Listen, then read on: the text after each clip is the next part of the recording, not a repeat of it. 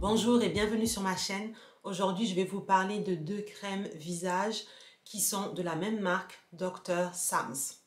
La première crème solaire est la Daily Flawless Sunscreen. C'est une crème solaire avec protection à spectre large, c'est-à-dire qu'elle protège contre les UVA et les UVB, et une protection UVB qui est de SPF 50. Elle utilise des filtres dits de type chimique pour protéger votre peau. La deuxième crème solaire est la Gossamer Untinted. Et celle-ci est une crème solaire utilisant des filtres de type minéraux. Donc ces deux crèmes solaires vous protègent avec une protection SPF 50 et à large spectre, donc contre les UVA et les UVB. Alors j'ai déjà parlé de la première crème solaire dans une vidéo précédente. Elle était dans ma vidéo concernant mes crèmes solaires préférées pour l'hiver et je la recommande encore ici. C'est une crème solaire qui vient sous forme de pompe. La crème solaire ressemble à une crème assez épaisse qui s'étale assez facilement, mais comme vous pouvez le voir, elle laisse un effet blanc sur le visage, sur mon visage. Et pour faire partir cet effet, il faut être assez patient car ça ne part pas rapidement. Mais avec de la patience, ça finit par disparaître. Et dans cette vidéo, j'ai appliqué la quantité qui est recommandée par la marque, c'est-à-dire 3 pompes pour mon visage. Lorsque vous l'étalez bien, au bout d'un certain temps, vous pouvez voir que le produit disparaît presque complètement. Je dis presque parce que connaissant ma peau, je vois qu'il y a toujours un petit effet sur mon teint qui fait que 100% de mon teint naturel n'est pas là. Mais à part moi, je pense que personne ne peut vraiment voir la différence. C'est une crème qui est hydratante mais qui ne rend pas la peau grasse. Donc je pense qu'elle pourrait aller pour les peaux sèches, pour les peaux normales, pour les peaux grasses. Si vous avez la peau sèche, vous préférerez peut-être utiliser une crème hydratante avant d'utiliser cette crème solaire. La deuxième crème solaire vient aussi sous forme de pompe. Et cette fois-ci, c'est aussi une crème épaisse, mais avec un effet plus sec. C'est-à-dire que lorsque vous touchez la crème, vous vous rendez compte qu'il y a moins d'eau que dans la précédente. De ce fait, elle ne s'étale pas aussi facilement.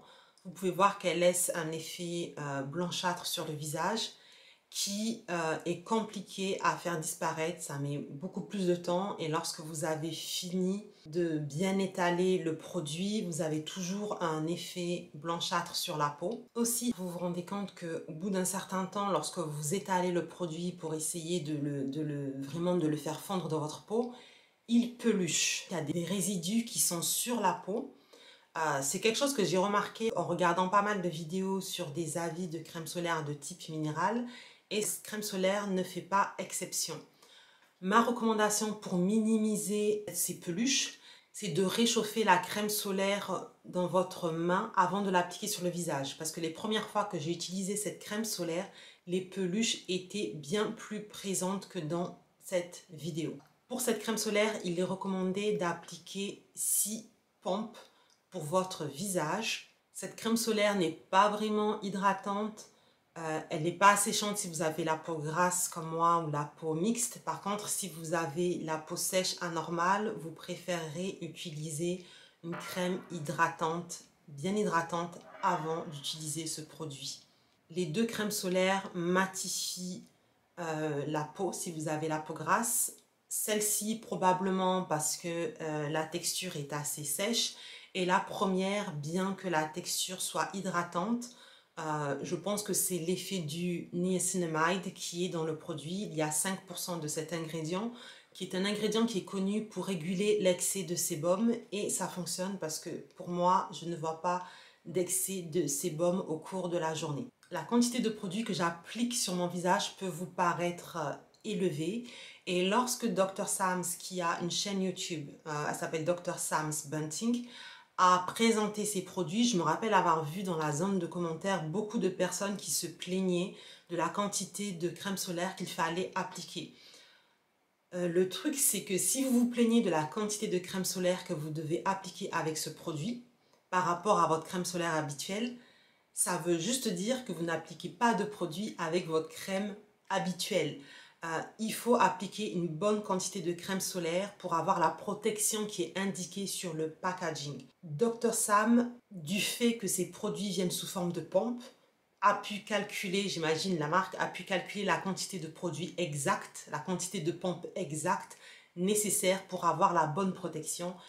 Et je trouve que c'est honnête de sa part de l'indiquer sur le packaging, d'autant plus que c'est un docteur qui pratique au quotidien. Donc, lorsque vous avez des patients qui viennent vous voir, pas seulement pour des problèmes esthétiques, mais aussi pour des problèmes de santé, des personnes qui sont vraiment à risque concernant les cancers de la peau par exemple, en tant que docteur, on s'entend à avoir une recommandation la plus juste possible. Donc je trouve que se plaindre de ça, c'est pas vraiment juste. Elle vous donne la bonne quantité. Maintenant, si vous voulez appliquer aussi peu que vous avez l'habitude de le faire, faites-le. Mais si vous brûlez au soleil, ne critiquez pas la crème solaire. C'est juste que vous n'en avez pas appliqué assez. Et j'apprécie cela parce que la quantité étant expliquée sur le tube, lorsque j'applique ce produit, je me sens toujours obligée d'appliquer la quantité qui est recommandée.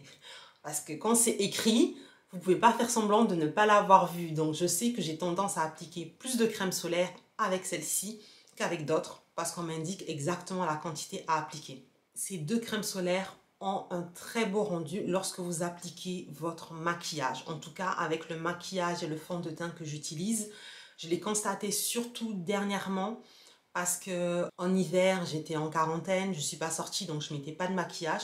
Quoique je mettais du maquillage pour les vidéos, mais bon, pour les vidéos, je mets du maquillage que pour quelques heures. Alors que dernièrement, je suis retournée au boulot, il a fait très chaud sur Paris. Pour ceux qui ne le savent pas, j'habite à Paris. Il a fait très chaud sur Paris et sur toute la France, on était au-delà des 30 degrés.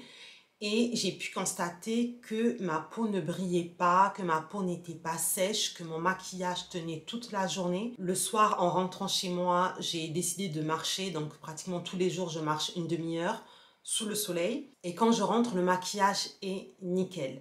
Il est recommandé de réappliquer la crème solaire, mais lorsque vous avez du maquillage, moi je ne réapplique pas de la crème solaire quand j'ai du maquillage. Donc il est encore plus important d'appliquer la bonne quantité de produit. Et même en appliquant la bonne quantité de produits, c'est-à-dire beaucoup de crème solaire, le rendu est toujours beau avec votre maquillage. Donc pour moi, je peux appliquer la première crème solaire seule parce que le résultat est presque, pas totalement, presque invisible. Par contre, pour la deuxième crème solaire, la minérale, je ne peux pas l'appliquer seule parce que c'est trop visible, le côté blanchâtre sur la peau. Et j'avoue qu'au début, j'étais très déçue jusqu'à ce que je me rende compte de la qualité de ces deux crèmes sous mon maquillage. Donc pour la deuxième, je continuerai à l'utiliser sous mon maquillage parce que c'est un résultat qui est vraiment très beau avec mes produits. Je ne peux pas vous garantir que ce sera la même chose pour vous. Je ne sais pas quelle qualité de produit vous avez, mais si vous avez la peau grasse avec un excès de sébum, si vous galérez pour mettre la bonne quantité de crème solaire tout en ayant un résultat et un finish avec votre maquillage qui soit beau, je vous conseille vraiment de tester ces crèmes solaires. Donc voilà, j'espère que cet avis vous aura aidé. Laissez-moi un commentaire pour me dire quelle est votre crème solaire préférée à appliquer sous votre maquillage. Dites-moi si vous avez des problèmes pour trouver une crème solaire. Racontez-moi toute votre vie concernant vous et vos crèmes solaires en zone de commentaires et j'y répondrai.